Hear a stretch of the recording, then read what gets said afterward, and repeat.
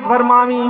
قدرت دی آواز آئی ابراہیم غم نہ کر اگر تو دورے میں رب جے قریب. مائی صاحبہ مصر دے بادشاہ دے دربار وچ پیش ہوئیاں. بادشاہ کرسی تو اٹھ پیا, حیران ہو گیا ایڈی خوبصورت عورت کتھے رہیے.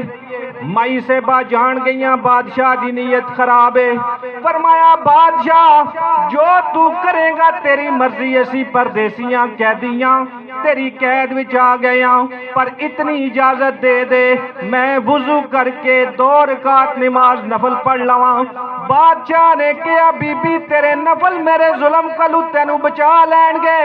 فرمایا بچاؤن گے یا نہیں, پر میرے رب دا فرمان ہے استعینوا بالصبر والصلاۃ. ایمان والے ہو جدوں مصیبت آ جائے 2 کم کریو, صبر بھی کریو تے نماز بھی پڑھیو.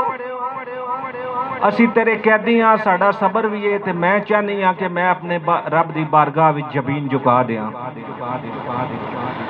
مہلت ملی, 2 رکعت نماز نفل پڑھے, سر سجدے وچ رکھیا.